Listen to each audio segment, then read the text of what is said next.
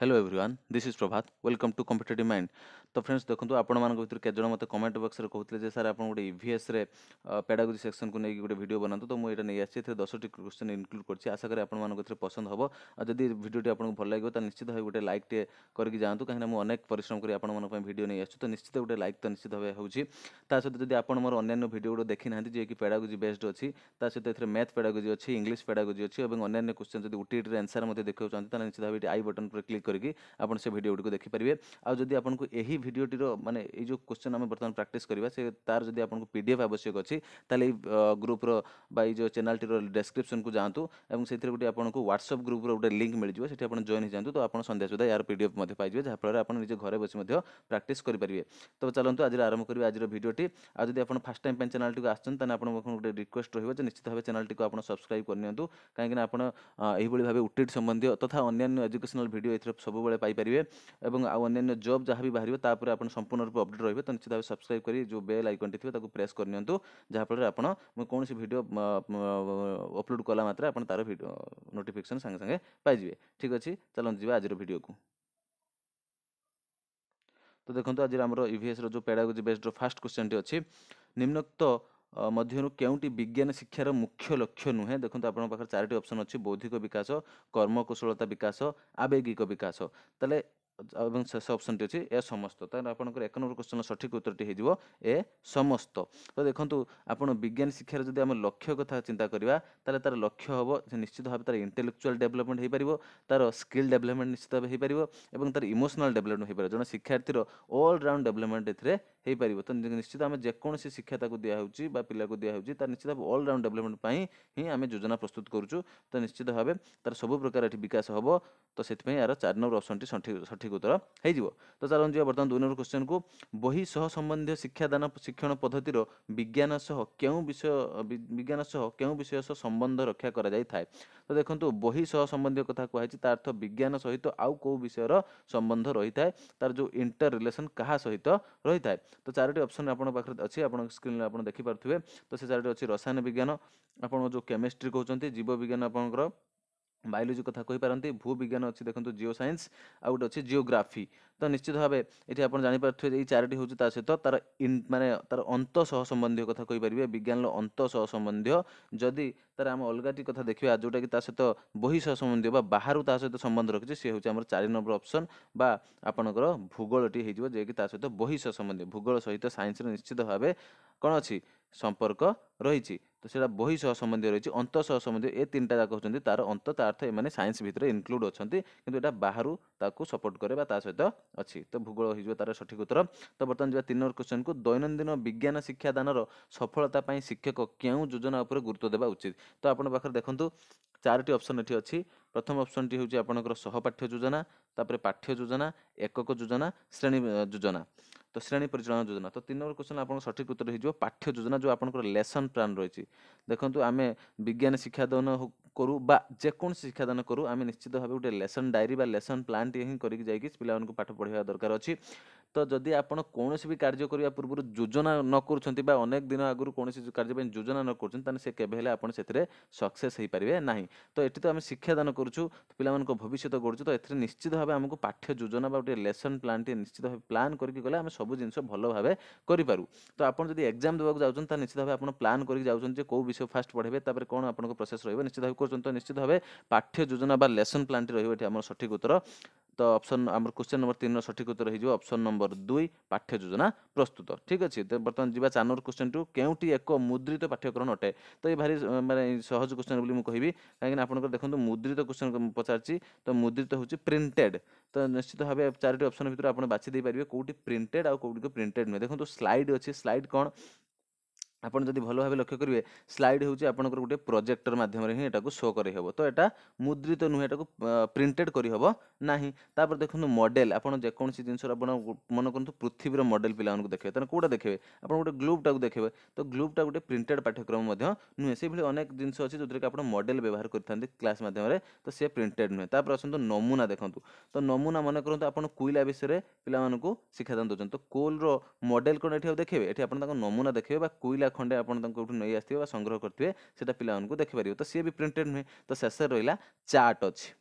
तो देखो चार्ट अच्छे तो चार्ट हूँ से जिनस जोटा कि आम प्रिंट करें जेकोसी ठार प्रिंट करें मन करते आप कौन ज्यामितिक वस्तु लिखापी कहते गोटे चार्ट प्रस्तुत करने कहते तो से ज्यामितिक वस्तु आय चित्र हो गोटे गोलक हो गोटे कोन हो से चार्ट प्रस्तुत कर लिखी हम से जिन गोटे चार्ट तो यहाँ हूँ प्रिंटेड हो 4 नंबर क्वेश्चन आप भलसे लक्ष्य करें संपूर्ण रूप जापर तो 4 नंबर उत्तर यार संपूर्ण रूप ठीक हो 4 नंबर उत्तर ठीक अच्छे। बर्तमान जी 5 नंबर क्वेश्चन को देखो कौन सी एक भौगोलिक स्थान में शैक्षिक उद्देश्य आधारित योजनाबद्ध पर्यवेक्षण को कौन कहुए कौन गोटे भौगोलिक स्थान में तो जदि कौन से आम जियोग्राफिकल प्लेस को जाऊँ शैक्षिक उद्देश्य आधारित जो योजनाबद्ध पर्यवेक्षण कराए कौन कहुए देखो 4टी ऑप्शन आप अच्छे ये हूँ मुक्त पर्यवेक्षण नियंत्रित पर्यवेक्षण प्रत्यक्ष पर्यवेक्षण परोक्ष पर्यवेक्षण तो यार सठिक उत्तर हो आपंकर 5 नंबर क्वेश्चन सठिक उत्तर ऑप्शन नंबर 2 नियंत्रित पर्यवेक्षण यार सठिक उत्तर हो तो नियंत्रित पर्यवेक्षण कहीं कहला देखो आप शैक्षिक उद्देश्य जाऊँच आप बुलाबुली करने कि पिकनिक करने जाऊना ये किसी शिखापी जाऊँच तो आपंकर एजुकेशनल भैल्यू से निहाती रहा दरकार तो शिक्षकता प्लान करेंगे किपर पर्यवेक्षण हम और टीचर कंट्रोल में ही संपूर्ण रूपे पर्यवेक्षण हम किपर आम कौ प्लेस को देखा से कौन नोट करके आने पे नोटबुक नहीं जाइए तो यहाँ संपूर्ण रूप नियंत्रित पर्यवेक्षण हम मुक्त पर्यवेक्षण आप कौन पिकनिक करने जाऊँच कि प्रत्यक्ष कि परोक्ष पर्यवेक्षण यहाँ उत्तर हम ना तो यार सठिक उत्तर आपंकर नियंत्रित पर्यवेक्षण ऑप्शन नंबर 2 ठीक अच्छे। नेक्स्ट क्वेश्चन दिया 6 नंबर क्वेश्चन प्राथमिक स्तर में यू उपत्यका पढ़ाई निम्नलिखित क्यों पद्धति सर्वोत्कृष्ट तो आपने साधारणतः जानते जदि दुईटी पहाड़ अच्छी और दुईटी पहाड़ मध्य कौन उच्चा स्थान जो यू आकार उच्चा स्थान रही है हाँ तो सेटा को यू उपत्यका कहुए तो यू उपत्यका आप जब पढ़ाई चाहते ये जो 4टी ऑप्शन अच्छी आपन पाखे देखो चित्र प्रदर्शन नमूना प्रदर्शन श्रेणीगृह प्रदर्शन क्षेत्र परिभ्रमण यही जो पद्धति अच्छी निश्चित भाव ये सब पद्धति पढ़ाई हम कि कौ पद्धति संपूर्ण रूपे माने भल हम पिलाटी संपूर्ण रूप बुझीपर कौ पद्धति सर्वोत्कृष्ट पचार तो देखो चित्र प्रदर्शन कर आप जिते बुझेले चित्र मध्यम से ठीक से बुझीपर ना जे दुईटी पहाड़ मध्यवर्ती स्थान में जो यू आकार भूमि था से जो उपत्यका यू उपत्यका कहुए से ठीक से बुझीपर आप नमूना प्रदर्शन करके शिखई पारे ना गृह प्रदर्शन द्वारा शिखई पारे ना केवल गोटे से पूरा क्लीयर हो पार कौन जो उपत्यका यू उपत्यका तो सी हूँ क्षेत्र परिमाण जदि आप कौन फिल्ड ट्रिप्रे जाऊँच तेबे से पिला से जिनटी देखो गोटे यू उपत्यका आप फिल्ड ट्रिप्रे जाऊँच तो एजुकेशनल ट्रिप्रे गले ही से देखो सेटा को देखला पर ही जापर जे क्षेत्र परिभ्रमण हूँ यू उपत्यका से ठीक भाव जापर तार सर्वोत्कृष्ट जो मध्यमटी हो सी हूँ क्षेत्र परिभ्रमण ऑप्शन नंबर 4 ठीक अच्छे। बर्तमान जी 7 नंबर क्वेश्चन को 7 नंबर क्वेश्चन अच्छी इतिहास शिक्षादान में समय रेखार व्यवहार करा जाए तो टाइम लाइन कहीं आम यूज करूँ इतिहास शिक्षादान में कहीं टाइम लाइन व्यवहार करूँ देखो 4टी ऑप्शन आप अच्छी ए समय देखो आप एक समय घटी विभिन्न ऐतिहासिक घटना मध्य संपर्क स्थापन करेंगे ऐतिहासिक घटना को सहजरे मन रखिपारे ऐतिहासिक घटना को क्रम अनुसार कहींपारे तो 4टी ऑप्शन आउ गोटे ऑप्शन अच्छी ए समस्त तो यह भर आपंकर हो 7 नंबर क्वेश्चन सठिक उत्तर हो ऑप्शन नंबर 4 आम इतिहास जदि पिला आप टाइम लाइन देखा तो निश्चित भाव 3टी जाक उत्तर ही तार ठीक हम से 4 नंबर ऑप्शन यार संपूर्ण रूप ठीक देखो एक समय घटी विभिन्न ऐतिहासिक घटना मध्य संपर्क स्थापन करें मन करूँ 1975 मसीह आप सिपाही विद्रोह विषय पढ़ाऊँ सरी 1875 सिपाही विद्रोह विषय पढ़ाऊँ तो 1875 आउ कौन घटना होता आपड़ी टाइम लाइन मध्यम शो करके आउ गोटे कथा देखो 1945 आमर द्वितीय विश्वयुद्ध शेष होता से भारत में कौन कौन राजनैतिक परिवर्तन घटूला सेटा आपने टाइम लाइन शो करके कहींपर निश्चित भाव ऑप्शन नंबर 1 ये ठीक।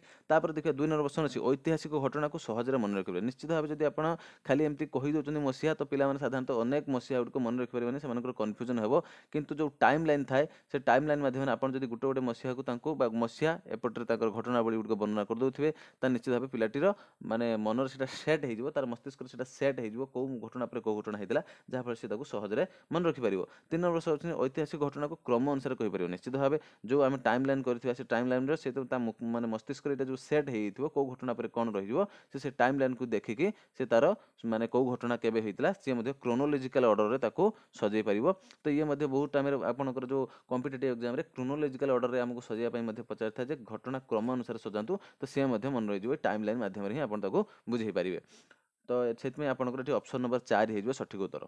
नेक्स्ट क्वेश्चन को जीवा ପ୍ରାଥମିକ ସ୍ତରରେ ଇତିହାସ ଶିକ୍ଷାଦାନ ପାଇଁ କେଉଁ ପଦ୍ଧତିଟି ଅଧିକ ଉପଯୋଗୀ? ଦେଖନ୍ତୁ ପ୍ରାଥମିକ ସ୍ତରରେ ଯେହେତୁ ପିଲାମାନେ ଏଠି ଅଛନ୍ତି ତ ପିଲାମାନଙ୍କ କ୍ଷେତ୍ରରେ କେଉଁ ପଦ୍ଧତିଟା ଠିକ୍ ହେବ ମାନେ ଇତିହାସ ଶିକ୍ଷାଦାନ କରିବା ପାଇଁ? ଦେଖନ୍ତୁ ପର୍ଯ୍ୟବେକ୍ଷଣ ଅଛି, ପ୍ରଦର୍ଶନ ଅଛି, ଗଳ୍ପକଥନ ଅଛି ଆଉ ପ୍ରକଳ୍ପ ପ୍ରୋଜେକ୍ଟ ବା ପ୍ରୋଜେକ୍ଟ ମେଥଡ଼ ଅଛି। ତ ଏଇଟା କୋଉଟା ସଠିକ୍ ଉତ୍ତର ହେଇଯିବ? ତ ଆପଣଙ୍କର 8 ନମ୍ବର କ୍ୱେଶ୍ଚନ ସଠିକ୍ ଉତ୍ତର ହେଇଯିବ ଗଳ୍ପକଥନ ପଦ୍ଧତି। ତ ଦେଖନ୍ତୁ ଏଇଟା ଆପଣଙ୍କର ଏଇଥର ଯେଉଁ OTT ଏକ୍ଜାମ୍ ଯାଇଛି 2019 ଜାନୁଆରୀ ଯେଟା କି କ୍ୟାନସେଲ୍ ହେଇଗଲା, ସେଥିରେ ମଧ୍ୟ ଡିଟୋ ଏଇ କ୍ୱେଶ୍ଚନଟି ରିପିଟ୍ ହେଇଥିଲା ଆପଣଙ୍କର। ତ ଏଇ କ୍ୱେଶ୍ଚନଟି ମଧ୍ୟ 2-3 ଥର ରିପିଟ୍ ହେଇସାରିଲାଣି OTT ଏକ୍ଜାମ୍ ହେଲା ପାଖରୁ। ତ ମୁଁ ଏଥିରେ ଗଳ୍ପକଥନ କହିଥିଲେ ମୋତେ କେତେଜଣ କମେଣ୍ଟ କରି କହିଲେ ନା ସାର୍ ଏଇଟା ପ୍ରଦର୍ଶନ ହେବ। ଦେଖନ୍ତୁ ଆପଣଙ୍କ ପାଖରେ ଉତ୍ତରଟି ଅଛି, ଆପଣ ନିଶ୍ଚିତ ଟିକେ ଭେରିଫାଇ କରନ୍ତୁ 2-3 ଆଡ଼ୁ। ତ ଆପଣ ସେଠି ପାଇଯିବେ ଛୋଟ ପିଲାମାନଙ୍କୁ ଆପଣ କ'ଣ ପ୍ରଦର୍ଶନ କରିକି ସେ ଇତିହାସ ତାଙ୍କୁ ଶିଖେଇବେ। ତ ପର୍ଯ୍ୟବେକ୍ଷଣ ତ ଏଠି ହେଇପାରିବନି ଇତିହାସରେ କେବେ, ଆଉ ତ ପ୍ରକଳ୍ପ ମେଥଡ଼ ବି ଏଥିରେ ହେଇପାରିବନି। ତ ଏକମାତ୍ର ଉତ୍ତର ହେଉଛି ଗଳ୍ପକଥନ। ଛୋଟ ପିଲାଟିଏ ଷ୍ଟୋରି ଟେଲିଂ ମେଥଡ଼ରେ ହିଁ ଭଲ ଶୁଣିବାକୁ ବା ଗପ ଶୁଣିବାକୁ ଭଲ ପାଏ। ତାକୁ ଯଦି ଆପଣ ଷ୍ଟୋରି ଟେଲିଂ ମେଥଡ଼ରେ ଇତିହାସ ପଢ଼େଇବା ତେବେ ସେ ଆକୁ ଗପ ବୋଲି ଭାବିକି ମଧ୍ୟ ମନେ ରଖିଦେବ। କିନ୍ତୁ ଆପଣ ପ୍ରଦର୍ଶନ କରନ୍ତୁ ତାକୁ ବିରକ୍ତି ଲାଗିବ, ପର୍ଯ୍ୟବେକ୍ଷଣ ମଧ୍ୟ ଏଠି ଆପଣ କରିପାରିବେ ନାହିଁ। ତ ଏକମାତ୍ର ଉପାୟ ହେଉଛି ଯଦି ଛୋଟ ପିଲାମାନଙ୍କୁ ଇତିହାସ ପଢ଼ାଯିବ ତ ସେ ହେଉଛି ଗଳ୍ପକଥନ ପଦ୍ଧତି। ଆପଣମାନେ ଭଲ ଭାବେ ଭେରିଫାଇ କରନ୍ତୁ, ତାପରେ ଯଦି କମେଣ୍ଟ ବକ୍ସରେ ମୋତେ କହିବେ ନିଶ୍ଚିତ ଭାବେ ଭଲ ହେବ। ଯିବା 9 ନମ୍ବର କ୍ୱେଶ୍ଚନକୁ। ଇତିହାସ ଶିକ୍ଷାଦାନରେ ଚିନ୍ତା ଓ ପ୍ରତ୍ୟାଶାମୂଳକ ପ୍ରଶ୍ନ ପଚରାଯାଏ କାରଣ? ଦେଖନ୍ତୁ ବହୁମୁଖୀ ଚିନ୍ତନ ପ୍ରକ୍ରିୟାର ବିକାଶ ପାଇଁ, ଘଟିଯାଇଥିବା ଘଟଣାର ବିଶ୍ଳେଷଣ ପାଇଁ, ପରବର୍ତ୍ତୀ ଘଟଣାର ସମ୍ଭାବ୍ୟ ରୂପରେଖ ପୂର୍ବାନୁମାନ କରିବା ପାଇଁ ଏବଂ ଉପରୋକ୍ତ ସମସ୍ତ। ତ ଆପଣଙ୍କ 9 ନମ୍ବର କ୍ୱେଶ୍ଚନର ଉତ୍ତରଟି ହେଇଯିବ ଉପରୋକ୍ତ ସମସ୍ତ। ତ ଆପଣ ମନରେ ଏଠି ପ୍ରଶ୍ନ ଆସୁଥିବ ଚିନ୍ତା ପ୍ରତ୍ୟାଶାମୂଳକ ପ୍ରଶ୍ନ କ'ଣ? ତ ଦେଖନ୍ତୁ ଚିନ୍ତା ପ୍ରତ୍ୟାଶାମୂଳକ ସେଇଆ ଯଦି ଆପଣ ମନେ କରନ୍ତୁ ଇତିହାସ ପଢ଼େଇଲା ବେଳେ ମନେ କରନ୍ତୁ ଆମର ପିଲାମାନଙ୍କୁ ଗୋଟେ କ୍ୱେଶ୍ଚନ୍ କରିବେ ଯେ ଇଂରେଜମାନେ 1600 ମସିହାରେ ଭାରତକୁ ଆସିଲେ ଏବଂ ତାପରେ ଗୋଟେ ପରେ ଗୋଟେ ରାଜ୍ୟ ଦଖଲ କଲେ।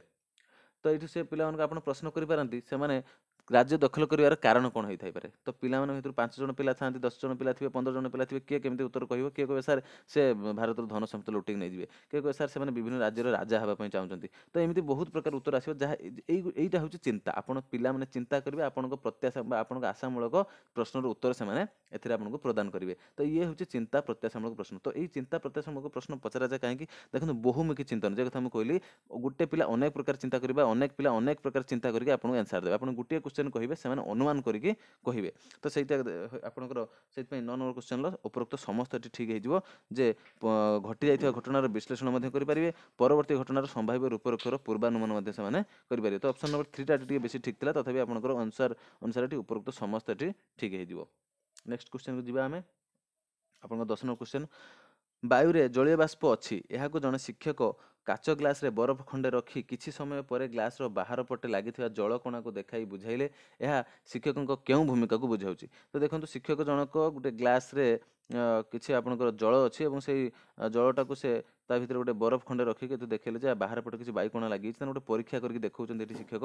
ତ ଏଟା ଶିକ୍ଷକଙ୍କର କେଉଁ ଭୂମିକାକୁ ଏଠି ବୁଝାଉଛି? ଦେଖନ୍ତୁ ଆପଣଙ୍କ ପାଖରେ 4ଟି ଅପସନ୍ ଅଛି। ପରିଚାଳକ, ସେ ଜଣେ ମ୍ୟାନେଜର ହିସାବରେ, ତତ୍ତ୍ୱାବଧାରକ, ସହାୟକ, ଫ୍ୟାସିଲିଟେଟର ବା ଦିଗଦର୍ଶକ, ଜଣେ ଗାଇଡ଼ ହିସାବରେ ଏଠି ଦେଇଛି। ତ ଆପଣଙ୍କର ଏଠି ଅପସନ୍ ନମ୍ବର 1ଟି ଠିକ୍ ହେଇଯିବ। ଦେଖନ୍ତୁ ତତ୍ତ୍ୱାବଧାରକ କଥା କିଛି ତ ନାହିଁ, ଆଉ ରହିଲା ସହାୟକ ଏବଂ ଦିଗଦର୍ଶକ। ସେ ଜଣେ ଗାଇଡ଼ ହେଇପାରିଥାନ୍ତେ ଯଦି ନିଜେ ପରୀକ୍ଷାଟିକୁ ନ କରିକି ପିଲାମାନଙ୍କୁ କେବଳ ଗାଇଡ଼ କରିଥାନ୍ତେ ଯେ କାଚ ଗ୍ଲାସ୍ ଖଣ୍ଡେ ଆଣ, ସେଥିରେ ବରଫ ଟିକେ ପୁରାଅ, କିଛି ସମୟ ତାକୁ ରଖିଦିଅ, ଦେଖ ବାହାରେ କ'ଣ ହେଉଛି। ଏଇ ହେଲା ଦିଗଦର୍ଶକ ସେ ହେଇପାରିଥାନ୍ତେ, ବା ସହାୟକ ମଧ୍ୟ ହେଇପାରିଥାନ୍ତେ, ପିଲାମାନେ ନିଜେ କରୁଥିବା ସମୟରେ ତାଙ୍କୁ ସହାୟତା ପ୍ରଦାନ କରିପାରିଥାନ୍ତେ। କିନ୍ତୁ ଏଠି ଶିକ୍ଷକ ଯେହେତୁ ନିଜେ କରିକି ଦେଖାଉଛନ୍ତି ତା ଅର୍ଥ ସେ ଏଠି ଜଣେ ପରିଚାଳକ ହେଉଛନ୍ତି। ତ ଇଏ ଥିଲା ଆଜି ଆମର 10ଟି କ୍ୱେଶ୍ଚନ୍ ବିଜ୍ଞାନ ସମ୍ବନ୍ଧୀୟ। ଯଦି ଆପଣଙ୍କୁ ଏଇଭଳି ଆଉ ଅନେକ ଭିଡ଼ିଓ ଅଛି ତ ନିଶ୍ଚିତ ଭାବେ ଭିଡ଼ିଓକୁ ଲାଇକ୍ କରନ୍ତୁ ଏବଂ ମୋତେ କମେଣ୍ଟ ବକ୍ସରେ ବାରମ୍ବାର ଜଣାନ୍ତୁ ଯଦି ଅଧିକ ଲୋକ ଏହାକୁ ଚାହିଁବେ ମୁଁ ଆଉ ଏଇ ସିରିଜଟି କଣ୍ଟିନ୍ୟୁ କରେ ବୋଲି, ତାହେଲେ ଆଉ ପରବର୍ତ୍ତୀ ସମୟରେ ମୁଁ ଆପଣମାନଙ୍କ ପାଇଁ ପୁଣି ମଧ୍ୟ ବିଜ୍ଞାନରେ ବା ଆପଣଙ୍କର ଯେଉଁ EVS ସେକ୍ସନ୍ ରହିଛି ସେ EVS ସେକ୍ସନରେ ଆପଣଙ୍କ ପାଇଁ ଅନେକ ଭିଡ଼ିଓ ଆଉ ନେଇ ଆସିବି ପେଡାଗୋଜି ସମ୍ବନ୍ଧୀୟ, ବା ଯଦି ଆପଣ ଫ୍ୟାକ୍ଚୁଆଲ କ୍ୱେଶ୍ଚନ୍ ଯେଉଁ ଆମର ବିଷୟଗତ ପ୍ରଶ୍ନ ଅଛି ସେ ସବୁ ଯଦି ଜାଣିବାକୁ ଚାହିଁବେ ମଧ୍ୟ କମେଣ୍ଟ କଲେ ହିଁ ମୁଁ ଆସ୍ତେ ଆସ୍ତେ ଆଗକୁ ଅଧିକ ଭିଡ଼ିଓ ନେଇ ଆସିବି। ବହୁତ ବହୁତ ଧନ୍ୟବାଦ ଆପଣଙ୍କୁ ଭିଡ଼ିଓଟି ଦେଖିଥିବାରୁ। ଥ୍ୟାଙ୍କସ୍ ଅ ଲଟ୍।